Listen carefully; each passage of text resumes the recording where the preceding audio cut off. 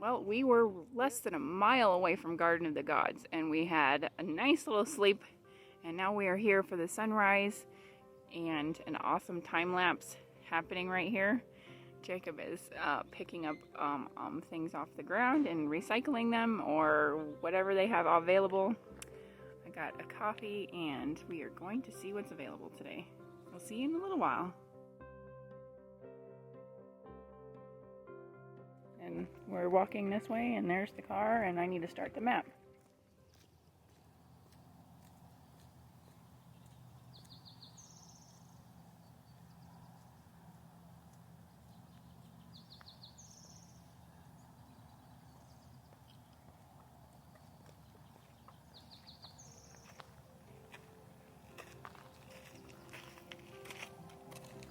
It's like chowing down on that grass.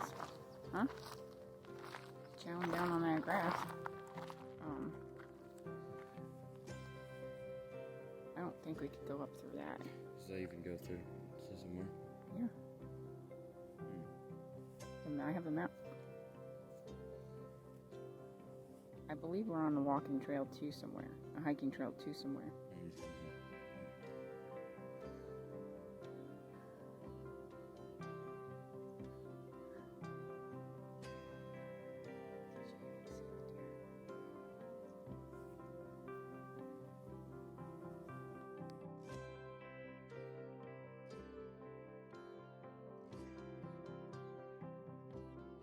Garden of the Gods was established in 1909. We came from here and we're going up this way.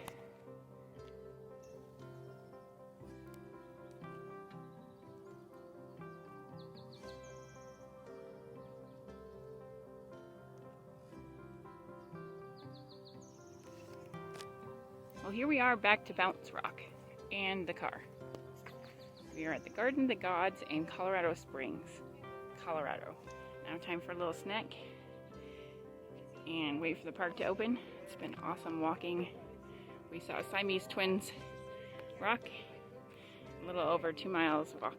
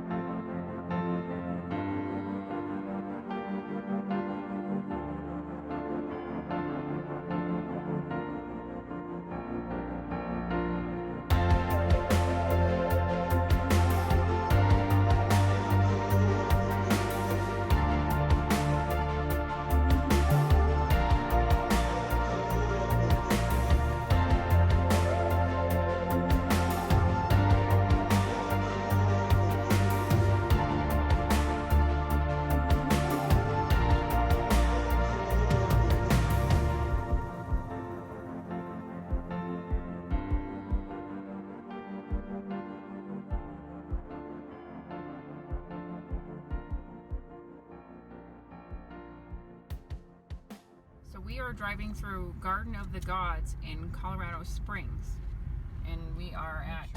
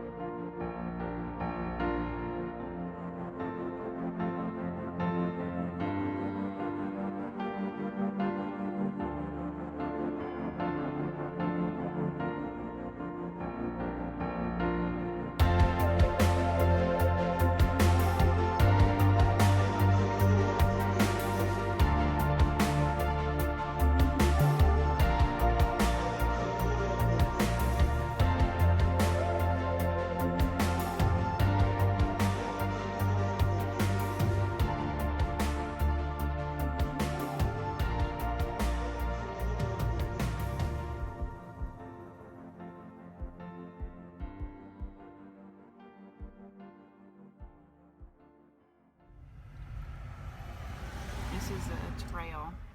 Sandstone marks the Indian Trail.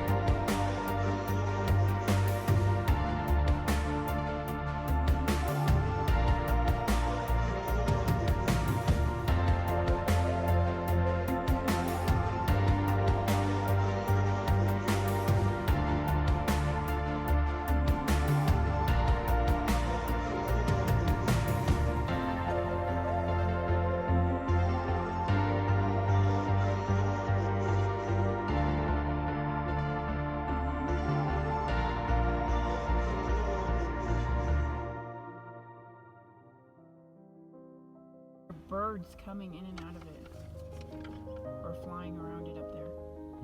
You see them? Yeah.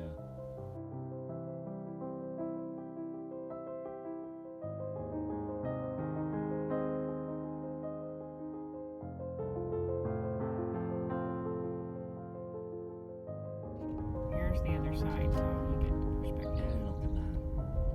perspective. Oh, it's amazing.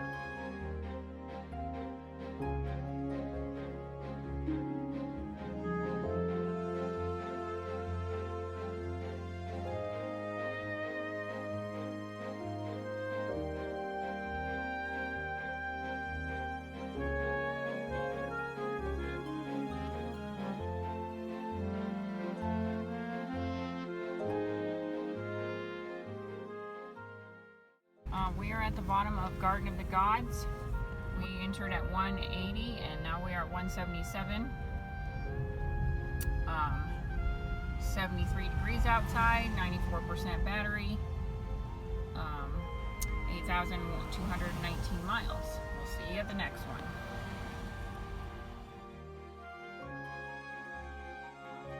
We are now in Cave of the Winds in Colorado Springs.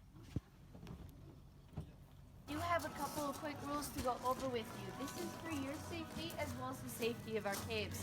So rule number 1, please no touching any of the rocks, walls, or formations. This is because the oils in our skin and the lint from our clothes can actually damage the limestone that we have in there, and we want to try to avoid that. The one exception to this rule though, if you are falling, please catch yourself. Your safety is also really important. Now please no food, drink, or chewing gum except for bottled water. Water won't harm the cave, but anything else we ask that that's sealed and stowed away or tossed out. There'll be a trash can right before we go in. I'll point that out to you. Also, please no smoking, vaping, or chewing tobacco. Again, this is to keep our caves healthy. They're a really delicate ecosystem. Now, I have about 50 minutes to show you 15 rooms, so I promise I'm not trying to outrun anyone, but we do have a little bit of a pace to keep. Since summer is our busy season, though, we might run into a little bit of cave traffic. If that's the case, no worries. Just try to be patient. We'll hang out wherever we're at until we can move on again. These are always great opportunities to ask me questions, and if you don't ask me questions, we'll just be staring at each other awkwardly. Now, photography is allowed. Even flash photography won't harm the formations. If you're interested in taking a bunch of photos, hang out towards the back of the group. If you want to hear as much information as possible, stay up front towards me. There are around 200 stairs on this tour. The first part we go up will be the hardest, so if you can make it up that first part, you can do the rest of the tour, no problem. All right, are there any questions? Awesome, we can get started. Follow me. All right, while we're paused up here, I'm going to take a moment to tell you a little bit about how these caves were formed. So science tells us around 500 million years ago, this area was completely flat, and it was covered by a large ocean. Now in this ocean there were tons of plant and animal life that thrived, but eventually that life died. Those skeletons and shells sank to the bottom of the ocean, mixed in with that sediment, and it formed limestone. Limestone is the primary rock you'll be seeing throughout the caves today, and it also makes up the Rocky Mountains around us. Now fast forward about 70-75 million years ago, there was a massive plate tectonic shift. Two huge plates beneath the Earth's crust came together. They crashed, forcing the Rocky Mountains upward, giving us the gorgeous view we have today. Now when this happened, tons of cracks spread throughout the surrounding lands. We call these cracks lifelines. They are what make our caves possible. I'm going to show you a good example of a lifeline once we get inside, tell you a little bit more about those. Now as we go in, I am going to take a picture of each group or family, the people you came here with. This is primarily a safety measure. That way I make sure everyone who goes in with me also comes back out. And if you don't make it out, it makes a great photo for the newspaper. Now, I will warn you, at the end of the tour, I'm going to turn into a salesman and try to sell you those photos back. You are under no obligation whatsoever to buy those. It's just part of my job. Keep in mind, if you're taller than me, you might want to watch those heads. There's a little bit of low clearance in some areas. My height and shorter, you'll be fine. It'll be a little dark at first. Your eyes just need a couple minutes to adjust, and they will adjust. So I recommend removing those sunglasses as we go in. And if there's anything you wanted to toss out, there's a trash can right there. And if everyone is ready, we can head in the cave. Got your camera, Jacob?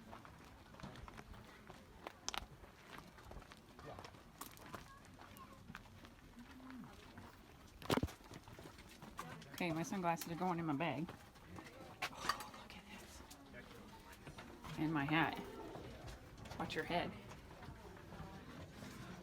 Alright, if I get on my first group, stand up there by that gate. I'm going to take your picture. Jacob and I.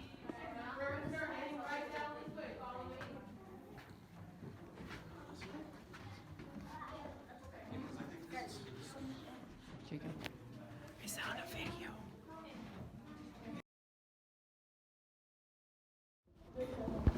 I thought there was 200 stairs all at the beginning. Not all at once, thankfully. Yeah. Hi group, make sure we stay in this room here, please. Yep. Do not wander off without me. I most likely won't be able to find you. you get on this tour. This tour will be a little shorter and we'll focus more on science, geology, and history, and I won't be spending the entire time trying to freak you out. Now in this room are some of the main formations you're going to be seeing. Up there, those icicle-like structures, those are stalactites. They hang tightly to the ceiling. These form when mineral water drips down, leaves behind layer after layer of those minerals, which builds up over thousands of years to create that icicle structure, which is pretty cool. The stalactite's counterpart is a stalagmite. Now this room unfortunately doesn't have many good examples of it, but there are some on the wall over there, those little bumps. Typically they're on the ground, but they will be on overhanging ledges like that. Those form when mineral water drips down, often off a stalactite, and those minerals will start to build up on a small mound on the ground. All right, my group, we can start heading to the next room. Excuse me, I'm gonna slide through you here. We will step up onto some concrete, and that will slope down, so please be sure to watch your step. I didn't bring my headlamp. Yeah. Do you all remember those lifelines I was telling you about? Awesome. Here's a good example of a lifeline. That crack along the ceiling allowed water to seep through. The water mixed with carbon dioxide from decaying plant animal material and formed a very weak acid called carbonic acid. Now, carbonic acid is great at eating away calcium, which is the primary ingredient in limestone. So that acid seeped through, ate away layer after layer, coming deeper and deeper. You can see these ridges along the walls. That is the receding water line as these caverns were dug out deeper. Now they were originally filled with water, but after a time the area rose above the water table and that water drained out, leaving them hollow. So, does anyone here like to drink carbonic acid? I bet many of us have had it, maybe even today. It's in soda. That's why you gotta brush your teeth after you drink soda, because it'll give you cavities. Although in here, we like to call them cavities. That's right, I'm gonna have dad jokes for you on this tour. Now up in this cavity are more of those stalactites I was telling you about. You'll see how they often form along lifelines in those rows. That is because rainwater and snowmelts can still drip through those cracks, although very slowly, to come down to create those formations. Now another formation you'll be seeing is called flowstone. It's back here. Flowstone forms when a sheet of water flows over a wall layer after layer, building up to create that frozen waterfall shape. Now this room we are currently in is called Oriental Gardens. It is called that because of this formation back there. If you can see a village with a temple in the back, houses in the surrounding valley. Now of course every village needs its own protector, so this village has its very own guardrail guarding it up here. You can see head, feet, and a tail. This room also has the longest stalactite in the cave. It is 8.5 feet long, which is super impressive because here at Cave of the Winds, it takes 800 to 1,000 years for 1 cubic inch to grow. Now that's about the size of your thumbnail. Can anyone guess what we named this stalactite? It's a super creative name. We call it the longest stalactite in the cave. So the reason our cave is so slow growing is because it is dry. Caves need moisture to grow. And our cave is very dry due to a few reasons. One, the area. The climate is dry, it's arid here. Also, when we put in tunnel entrances, a lot of humidity left the cave. And when people come through, our skin and our clothes sucks the moisture right out of the air. So that's why our cave is slow growing. It's so slow growing that it's almost considered dormant. Because of this, we don't have to worry about the cave flooding. Even if it's pouring outside, the biggest thing that will happen is the dirt in the adventure room might get a little bit wet. Alright, we are going to start making our way into the next room. Please watch your step to the left. There is a little bit of a toe after there. Be sure to look up at the ceiling. You'll be able to see how those lifelines have opened up over the years. Now, if there's anybody you are hoping to get rid of on this tour, send them down this tunnel. Sometimes they come back, sometimes they don't. Alright, so this room has another formation, except it is one you can touch. It's to your left, it's called a stalagmite. Yes, that rail there is for your use. Please use it if you need. So welcome to the Valley of Dreams. This room used to be the last room in the original tours. When the cave first opened in 1881, these tours were 6 to 8 hours long of crawling. They cost about about $1, which is around $200 in today's money. So only the very wealthy could afford these tours. They would show up in fancy suits, really nice dresses, go crawl around in a cave for 8 hours. Now, since these tours were 8 hours, they could only do one a day. Due to this and the price, they were very exclusive. Now, they would crawl about 4 hours to get into this room and then turn around 4 hours back. That passageway we just came through didn't used to be a passageway. It was a solid wall here, lean up against that wall to take a break, felt a breeze on the back of his neck. Now, he knew where there's wind, there's more cave to be explored, so after the tour, he went to Cave of the Wind and said, "Hey, you guys should excavate this." But the cave originally told him, "No, we can't, we don't have the money." But George Jeffries was a very wealthy railroad man. He said, "Don't worry, I have the money, I'll do it for free." But as we know, nothing comes free in this world, so we had to grant him 2 conditions. Condition number 1, we have to say his name on every tour from now until the end of time. So hence, George Jeffries. Condition number 2, we had to put the first 3 lines of his favorite poem up on the wall here. It reads, "Dreams of mountains, as in their sleep, they brood on things eternal."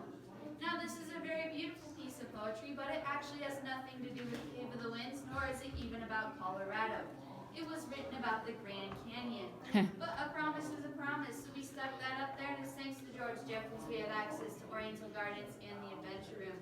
Alright, if y'all could slide to your left all the way towards that rail, I'm going to put my flashlight down there. That right there is Pickett's column. A column forms when a stalactite and a stalagmite grow so long that they eventually touch and become one solid formation. Now, can anyone guess why it is so shiny? That is from people touching it. That's about 50 years of human hand oil built up on that rock there. On those original tours, they were actually encouraged to rub that column for good luck before they headed back. Now, they didn't have the same knowledge we have about caves today. They didn't know they were actually damaging it. That is considered to be a dormant formation because it can no longer grow.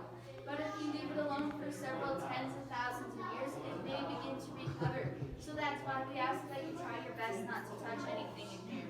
We want to keep our caves healthy and growing so future generations can continue to enjoy it.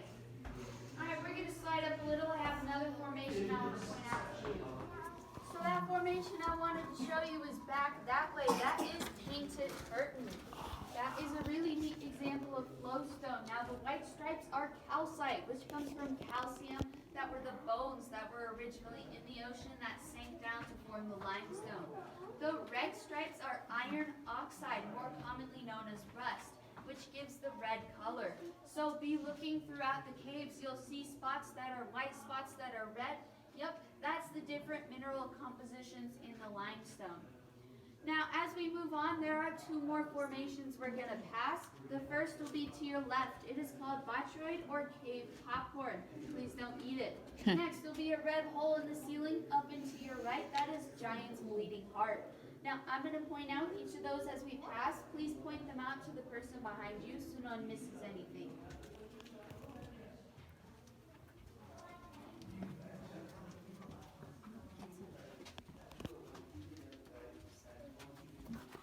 So that first formation, that botroid or cave popcorn forms when mud and minerals mix in with water and the water starts to bubble.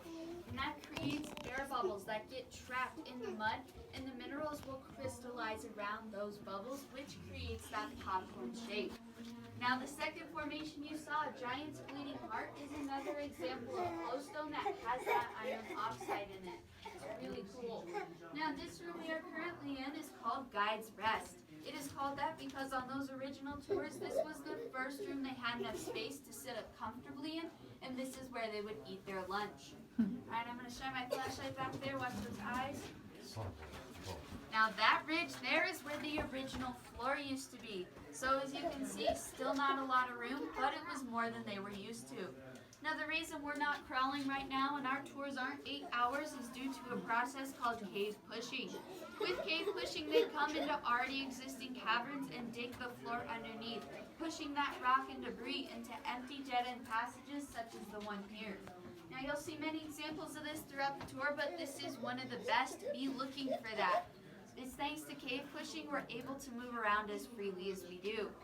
Now, when they dug out that floor, they found that the rock was naturally formed that way back behind y'all. That is Guide's chair and table. So if you can see how the guide would sit there to eat their lunch while the rest of us lowly peasants were left to eat on the floor.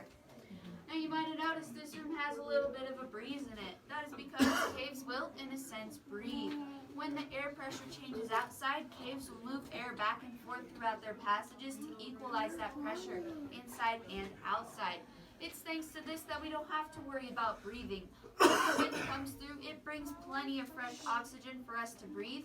Any larger cave gets enough airflow that they don't have to worry about that. Whereas with smaller caves, that is something they have to consider when they're thinking about commercializing. Are there any questions so far? No questions, all right.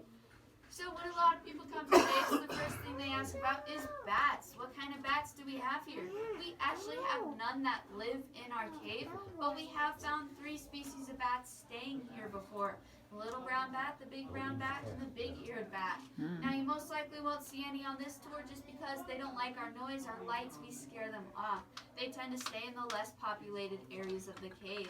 They're nocturnal, so they sleep inside caves during the day, fly out at night. Now, these bats here primarily eat bugs. They'll eat up to about half their weight in bugs in a single evening. There are around 1,400 species of bats worldwide. They make up 25% of all mammals on Earth. They live just about anywhere except for poles and extreme deserts. Now the size range between bats is really cool. The smallest bat is also the world's smallest mammal. It's the bumblebee bat and it weighs less than a penny. The largest bat is the flying fox bat and it has a wingspan of up to 6 feet. Wow. The really cool thing about bats is the way they navigate through echolocation. Now, if you've ever heard the saying, blind as a bat, well, bats actually are not blind. They can see, just not very well, which is where the echolocation comes in. They make high-pitched squeaking sounds that sends sound waves away from them, and it'll bounce off of objects and come back to bats. Now, the bats, the thing that's really cool about their brains is they're able to decipher how long it takes those sound waves to come back to them and where they're coming from, so they can figure out the size of objects, how far away they are, where they are, which is really cool. Alright, so we're going to head down these stairs here. Please watch your heads. There's a little bit of low clearance. Another cool thing about bats is they're one of the world's best pollinators, aside from bees, of course.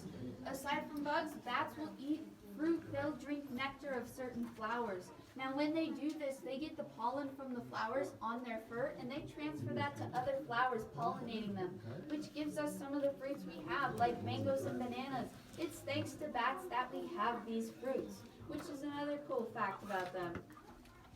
Are there any questions so far? Well, we have next to no life in this cave. That is due to the fact that there's basically no nutrients in here. Now, the 2 main ways nutrients can enter a cave is through water or guano. Guano is bat droppings.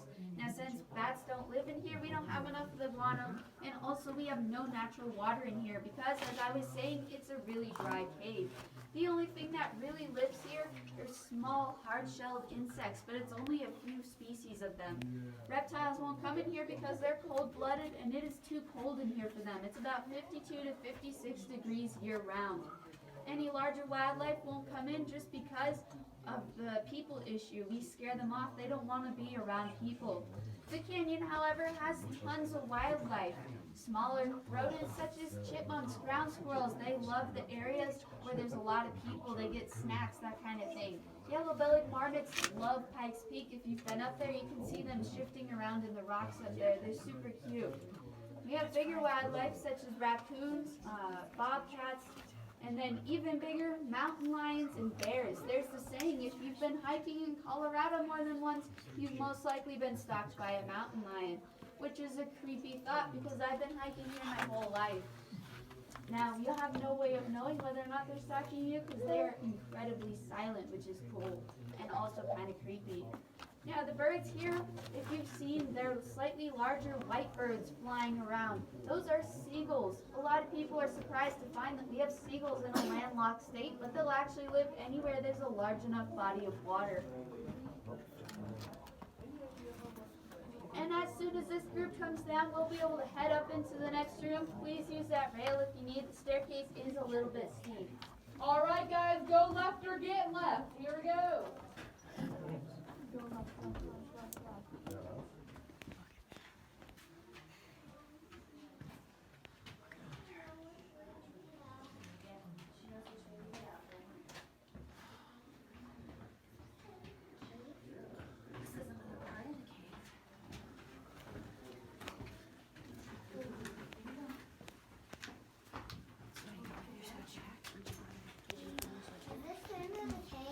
Nope, we're about halfway through. Awesome, welcome to the Temple of Silence. Now we are currently at the highest point in our cave at just over 7,000 feet above sea level. Now this makes us the second highest commercialized caving system in North America. We are second behind Glenwood Caverns in Glenwood Springs, Colorado. Now since we're at the highest point, that means we're also at the shallowest point. Maintenance people were changing light bulbs way in the back, and they said they could actually see tree roots poking through the ceiling. From our analysis of these roots, we estimate we're only about 20 to 30 feet below the surface, which is not far. Now this room has tons of cool formations. I'm going to point out a few of those to you. In the back, there are rows of stalactites that form a shape that sort of looks like a shark's mouth, which is why we have given it this super original name of Jaws. Up here in front of Jaws is our very own Leaning Tower of Pisa. And to the right of that is E.T.'s hand, still trying to phone home. And over here is Guide's lucky number 7. This is a halictite. We don't know how halictites form exactly, but our favorite theory involves wind coming through, pushing the water, those minerals to the side, so it started growing sideways. And over here is our saddest formation. This is a column, except it is broken. It broke long before we found the room in 1929. And since they are at two different angles now and will never meet again, we like to call them Romeo and Juliet. Up here is ribbon stalactite, also known as cave bacon. This forms when a single drop of water falls along the same path over and over again, builds up to create that ribbon structure. It's our biggest piece of bacon, 4 feet long, 1 foot wide, and we have proudly named it Colorado Bacon. All right, that one looks so like a as finger. they say, what comes up must come down. We will head back down these stairs. Once we get down, we're going all the way to the left. Please be sure to go left or you will be left behind. What is that?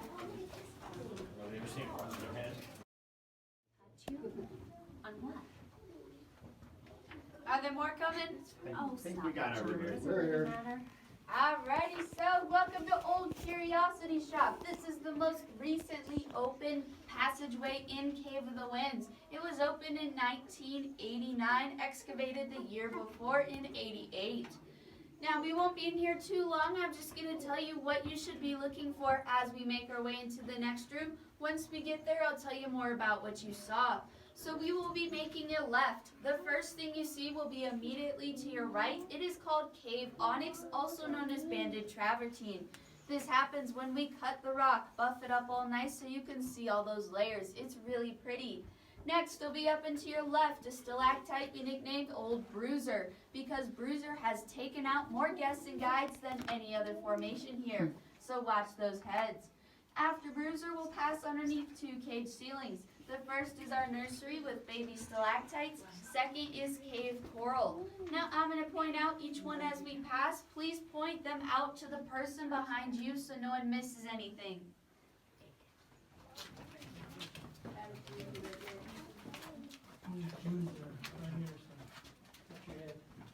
That's the onyx. And this appears Oh yeah, look, they've buffed it out for us.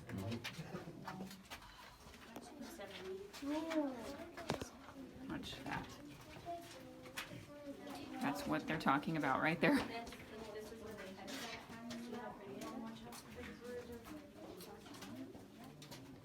You're making me want a duck.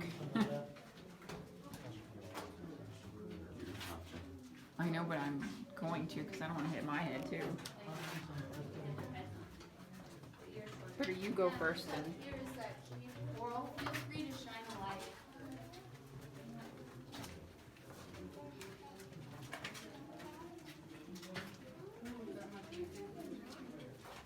Above the cave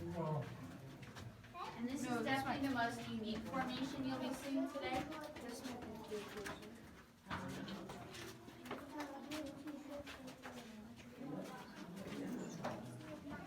Bacon. Smell bacon.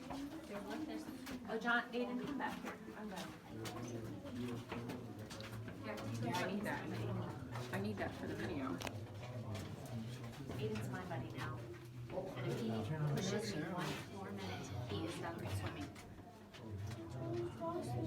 No, I don't want to hear it. John's doing nothing. You're being all ultra sensitive.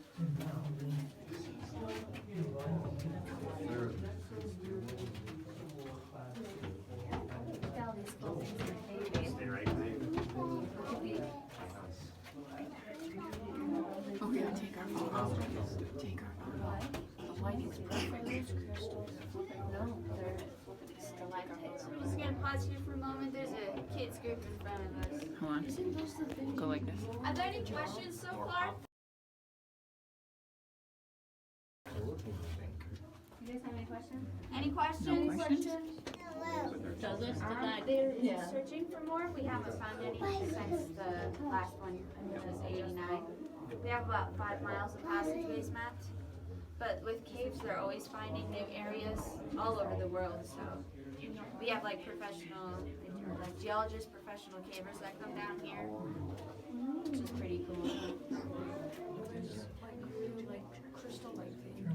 Really? What are you doing? Alright, so since nobody has any questions, I can make it even more awkward if you want with a few more dad jokes. So I told you about stalagpipes. Well, we also have stalagmites in here. Come on, you guys, these are grade A dad jokes. A pity laugh would be appreciated. You know, caves are pretty cool. They really rock.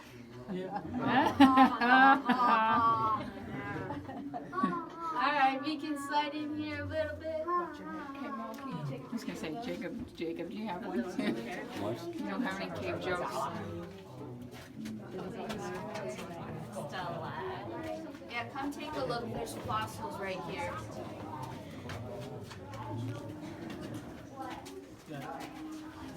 There's little tiny shells right here. Yep, come take a look. Come look. There's fossils. Do you see the little shells in the rock? There's another one back here. Sorry. Oh, God. Thank you. I'm in the cave like a month. I forgot my flashlight. It happens. That's good. Okay, you got a flash. Remember, don't touch. Try not to touch. I know it's hard. See those fossils? There's little shells in the rock there. Isn't that cool? Those are millions of years old. Millions of years. That's crazy, right? Can you imagine being alive for that long? Millions of years? These are fossils here in the rock. There's little shells all throughout here. Let's move on so everyone else gets a chance to see. We don't, just because the caves were formed naturally. If anything were to have fallen through, it would have fallen while it was first forming. It's solid rock, the way the carbonic acid carved away at it. Alright, so I'm going to tell you a little bit more about what you saw in there. Now, the first formation you saw, the banded travertine, is really cool. It's sedimentary rock, and it acts sort of like the rings in a tree, how they tell the age of the tree. That's the age of the rock, millions of years of that rock being built up layer after layer. And so when we cut it and shine it, you're able to see the years that have been put into creating the rocks all around here. Now, this first cage ceiling you saw was our nursery with baby stalactites. These babies are super young. Can anyone guess how young they are? 1 year old. Yes, they are between 1 and 3,000 years old. Seems old to us, but for a stalactite, that's super young. When they start forming, they start with water in a ring shape. Those minerals get deposited in a ring, and each drop brings that ring downward, creating a vertical hollow tube we like to call soda straws. So if you remember, those ones in the nursery were straight up and down and flat on the bottom. That's why. After a time, the holes in the middle do get plugged with minerals, and the water is forced to come to the outside, which creates an icicle-like shape, wider at the top, pointy at the bottom. The second cage ceiling you saw was that cave coral, also known as white beaded anthodite. Now we're very lucky here at Cave of the Winds with how this anthodite grows, in that twisted, root-like, gravity-defying way. We don't know how or why it grows like this, but only that it happens this way in higher elevation caves. Now if you notice, it looks almost dusted with a white powder, sparkles a little. If you were to touch that, it would hurt like crazy. It'd feel like touching fiberglass or perhaps a cactus. Little shards would get in your skin. The only way to get it out is with acid. So if you're looking for another reason not to touch things, there's one for you. We will head into that ominous looking passageway to experience total cave darkness. Now there is no electricity back there, so I'm going to turn my flashlight on. You're more than welcome to turn on phone lights if you have them. Once we get stopped though, I am going to ask you to turn those lights off so you can experience that darkness. Alright, please watch your heads as you go through here. There's a little bit of low clearance. Now it is called Majestic Hall because of the cave coral back there. Shine your lights at the ceiling. You'll be able to find really big pieces of that coral.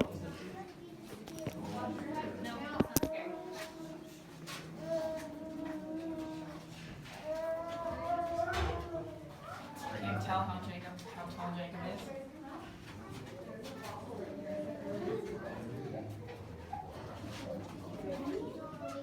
Huh?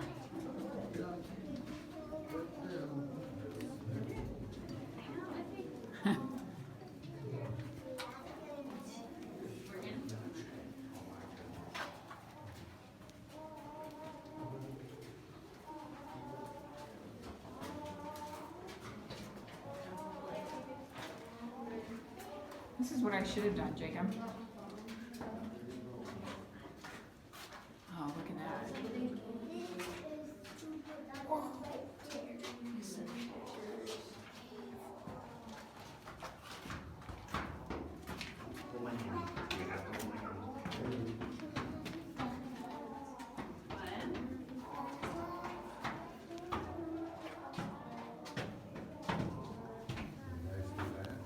Alright, once you get stopped, go ahead and turn those lights off, please. If you are using a phone, stick it in a pocket. Sometimes those screens like to turn on.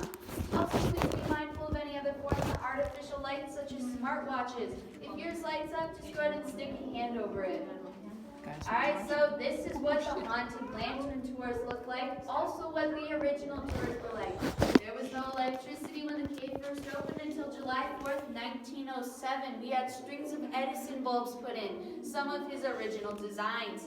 Obviously, there's been a lot of different lighting systems since then, but on those original tours, all you had was a flame to light your way. And as happens in a cave, sometimes the wind would blow through, blow that flame out. Wave a hand in front of your face. Can anyone see anything? That's good. You should not be able to see anything. But if you were left alone in here for about 5 to 10 minutes, you would start to see things because you would be hallucinating. Your mind would be trying to make up for the lack of stimuli your eyes should be seeing, and it'll start to project some of the last images you saw, which unfortunately for some of you would be my face.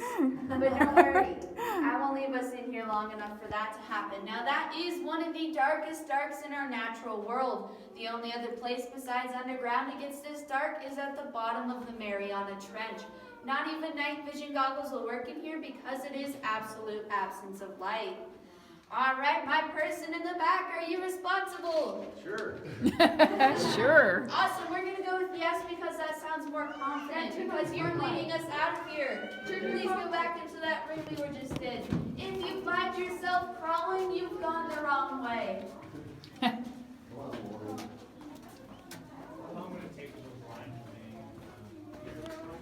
So there's a lot of different theories out there. Unless you want to go figure that out or study, I don't know. Alrighty, my group, we're gonna head up these stairs. Please use that rail if you need. Alright, Charlie, Jack. Alright, Charlie. We're going upstairs. We don't have to worry about you. Yep, we're gonna go up.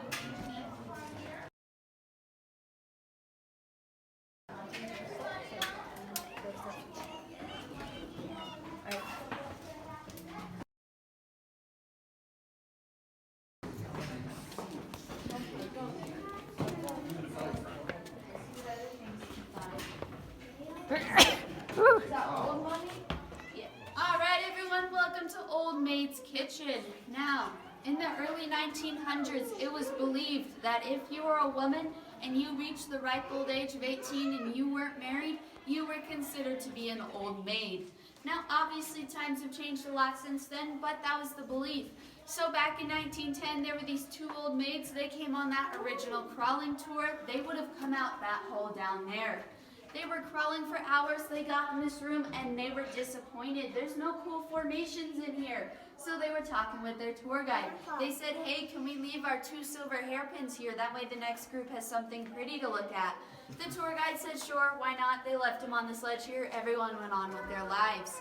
Now, 1 year later, these 2 old maids came back, except they weren't old maids anymore. They were married.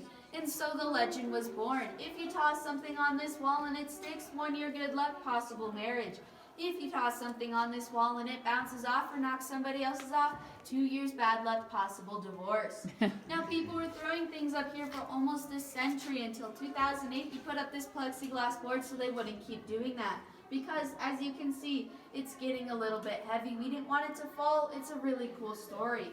But don't worry, we transferred all the magic from this wall into that brown box there. So if you wanted to try your luck, go ahead, toss a coin in. You're not allowed to miss on purpose, and the proceeds do go to charities. Now, if you wanted to do that, go for it. Toss a coin in on your way out. We will head back down these stairs, which I like to call the Hallelujah Staircase, because hallelujah, they're the last stairs on the tour.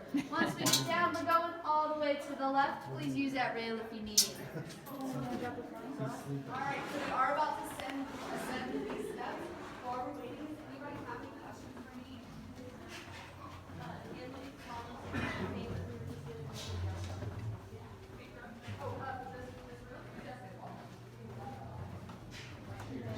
Is this a cool idea? Literally?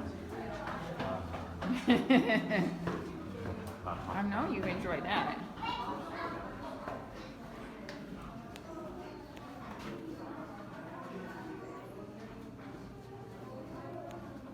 So it sounded like we had a couple of marriages coming up. Congratulations to all of you getting married.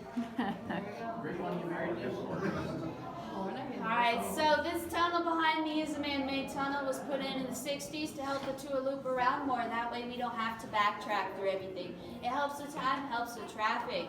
Now, if y'all don't mind, I have another bad pun for you. So, what is the cave's favorite animal?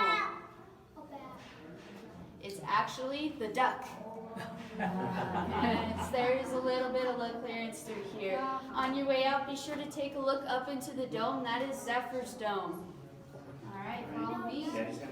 You say sucker dome? Zephyr. Zephyr. Here, Lily, come here.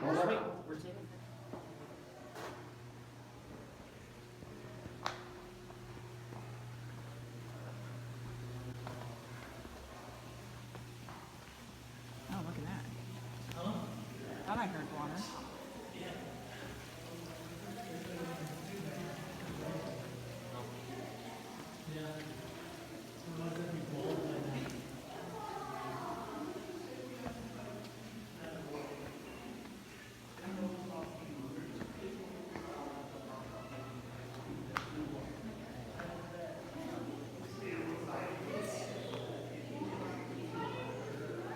Oh, that's cool.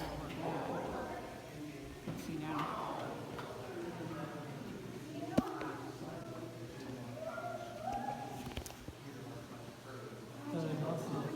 Huh?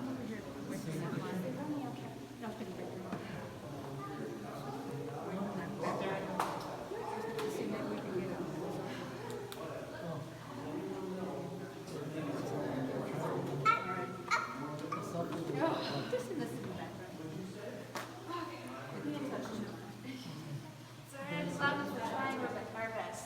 Yeah, but he really tried. I know. I know it's hard not to touch, especially when you know you can't. Makes you want to touch a little. Yeah. Alright, everyone, so welcome to the last room of our tour. This is Canopy Hall. This was the first room that they discovered.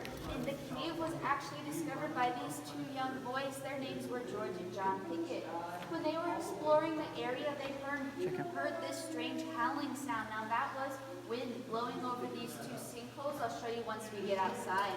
These boys were curious. They followed that howling sound. They climbed up into those sinkholes, walked across, saw a small hole in the ground, and they thought it would be a good idea to crawl in. They lit their candlesticks, got down on their hands and knees, started crawling. We estimate they only made it about 30 to 40 feet before the wind came through and blew those candlesticks out. Now the dark combined with the howling sound terrified them. They tore out of those caves back down to Manitou Springs, all the while shouting about this haunted cave they had found. Now, of course, nobody believed them that this cave was actually haunted, except for one man. His name was George Snyder. He followed the boys' instructions, dug for 2 days straight, came up in this room right here, named it Canopy Hall. It's the biggest German cave in the winds at 200 feet long, 60 feet wide, 35 feet tall. Now this is the part that I warned you about. This is where I turn into a salesman, try to sell you those photos back. Once we get outside, I'll hand you your photo, take a look. Once again, no obligation whatsoever to buy those. If you don't want it, just hand it back to me. But if you do, the original photo is $15, each reprint an additional $5. All right, follow me. We're gonna head out through this tunnel. Huh. That's not bad.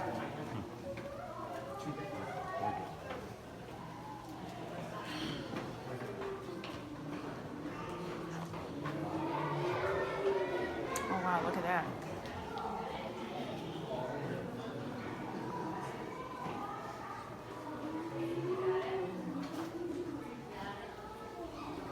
Oh, it's wet right there.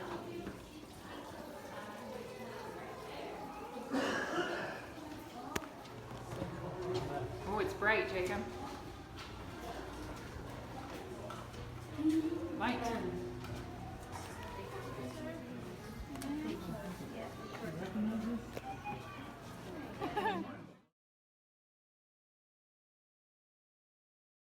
Where we got this?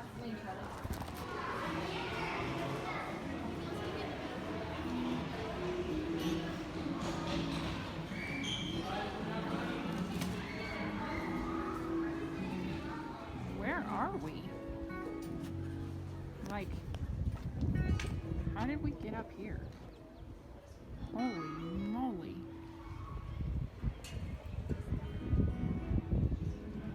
That's the highway or something.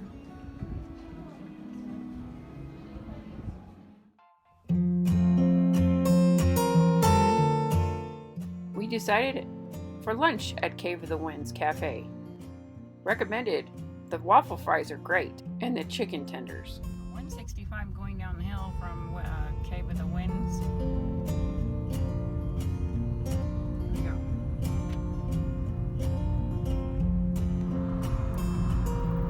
Well, we're almost up the Fossil Monument here. And regenning a little bit, going downhill. See that blue it's been stuck on 106 for a little while here. Pretty good.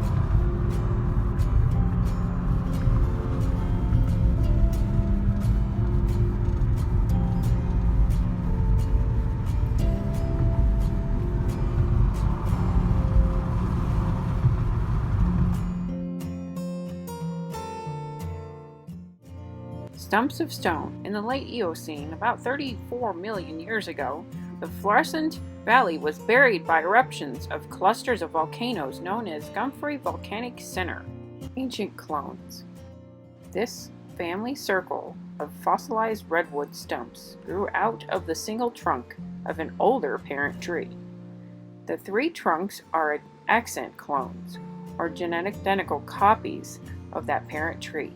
Modern coastal redwoods also produce bi-stump sprouting. If a redwood is toppled or burned, a ring of new trees is often sprouted from burls around the trunk base. In coastal redwood forest, family groups are common. This trio of stumps is unique in the world's fossil record. This has got life zones on it. Tree line, Montane. The montane life zone is drier and warmer than the subalpine and is dominated by ponderosa pine, Douglas fir, aspen, and mountain meadows. Albert squirrels, coyotes, and mule deer are common at this elevation.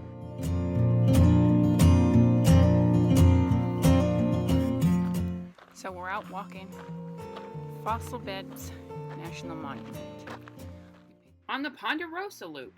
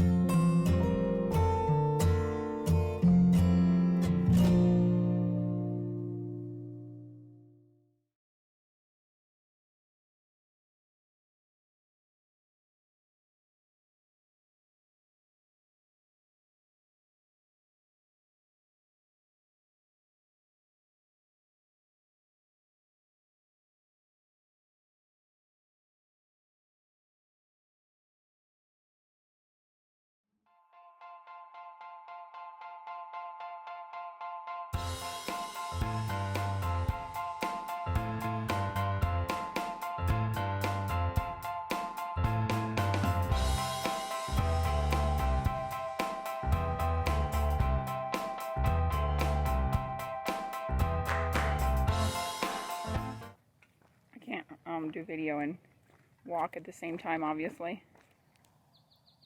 This video is entirely for the sounds of the morning. Can you do that again for the video, Jacob?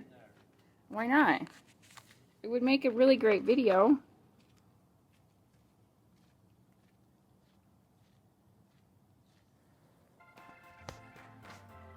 So we are on the canyon trail.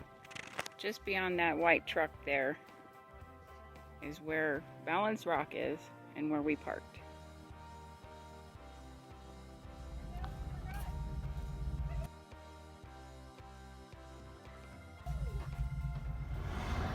Does my hair remind you of the lion's mane? It does. You need to tame that mane, my son. That's stupid.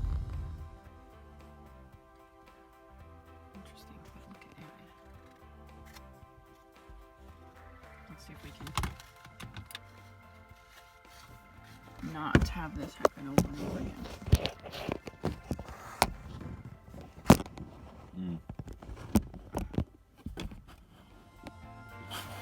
How about that, partner? I'm going to take the video and show it because I can't just take it apart. Vitamins? For you. Because I don't want you to forget. Because I had those for yesterday. Why do you have to smell them? That's not weird. We're in the middle of Garden of the Gods and you're like, let me smell my vitamins. That smells great, Jacob. It's now pull off. Jacob, how do we get a photo? There's no like pull off. Oh, I don't I don't know. Looks like a pull off. Ew. It's not a very good one. These are some steep stairs. Holy moly. Oh yeah, that's what's growing.